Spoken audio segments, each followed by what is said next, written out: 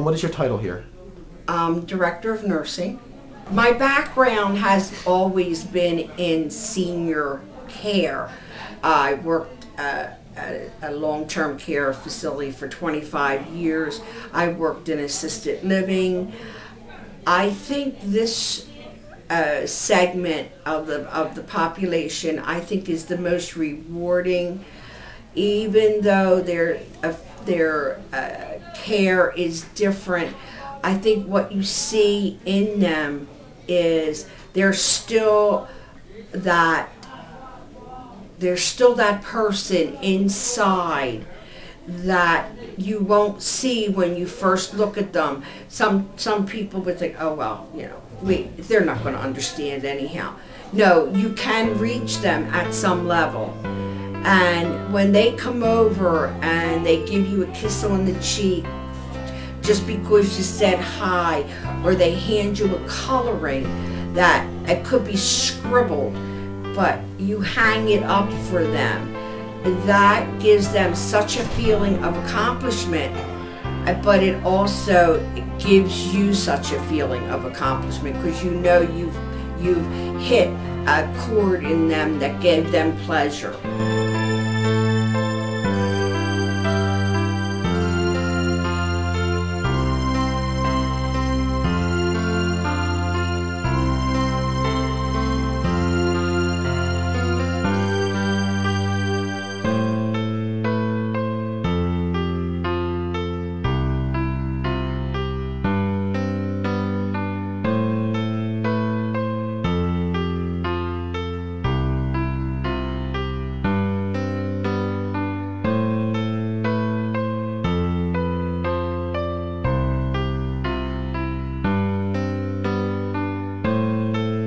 When I was 13, the month before my 14th birthday, my sister Robin was born.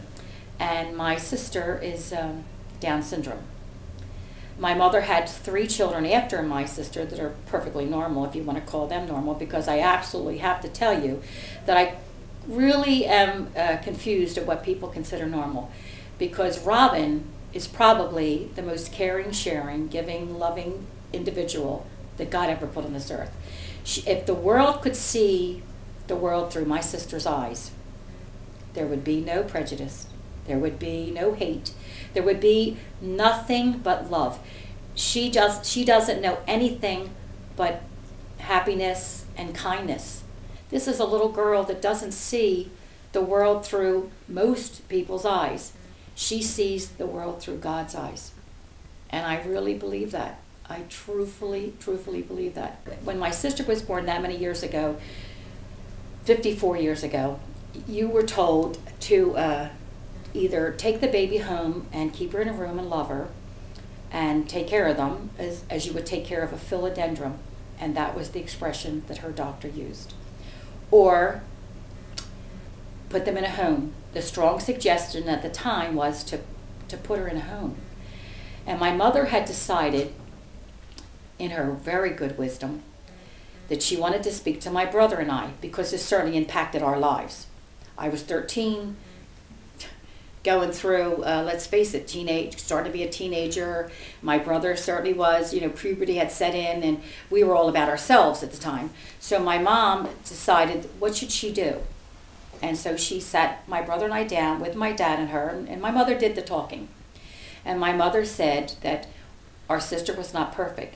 My mother did not learn about my sister till she was 6 months old, which is a long time. Now, after you've bonded with this child and you're told, put this child away, some people would have done that. I would imagine a lot did. But my mother said to my brother and I, this is your sister. This is as much involved in your life as ours. You can never be ashamed to bring your friends home.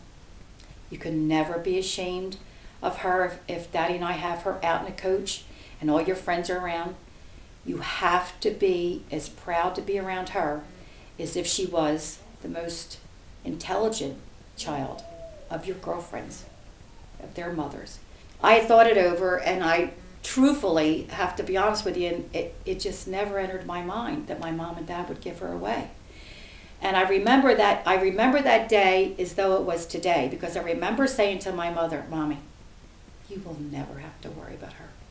I will always take care of her. Now keep in mind, at 13, when you make that kind of a promise, you have no idea what Down syndrome means, what special needs mean. You have no idea. You also don't have any idea whether you're going to get married eventually, how your life's going to go. Because when you make this kind of a commitment and you really mean it, you have no idea what really meaning it is. Mm-hmm. It is a lifetime commitment. It isn't just that I'll take her and I'll take care of her, and then when she gets married or she leaves the house, I will have done my job, which I felt that I would do with my children. It doesn't work like that. I never, ever, ever looked at Robin like she was a problem, or that she was needy, or that someday I'm going to have to take over for you, because I certainly didn't know at my age that my mother would die at 54, or 56 rather, I'm sorry, it was 56. And I was 40. So nobody expects their mother ever to die. You know, when you say to your mother, don't worry, Mom, I'll always take care of Robin for you. You know, you say that, but you move on with your life, and you have your children, and you get married, and you move on with your life. You really, truthfully, never, ever think your mom's going to die. At any age. Everybody thinks their mother's going to live forever. And whether your mother is 56 when she dies, or she's 96, it's your mother. It's your mother. Nothing is ever the same. Your life is totally changed. And I want to say that it isn't all for the good either. I mean, it really isn't all for the good. I mean, my sister is truthfully the nicest little person in the world. But when my mother passed away at a very young age, and my father kept my sister at that time weighed over 300 pounds. She's Down syndrome, she's a diabetic, and she had some real life-threatening issues. And of course, my dad, being the age he was, you weren't going to tell him anything. So I had to leave my sister be. My dad wouldn't let her come with me. So at that point, I just had to make sure that she was living the best she could. And then by and by, my father passed away. At that point, my dad and mom had already written in their will that I would always be Robin's guardian. Unbeknownst to my dad, and truthfully unbeknownst to me, you cannot give someone away. So you cannot become a guardian simply because somebody wants you to be a guardian.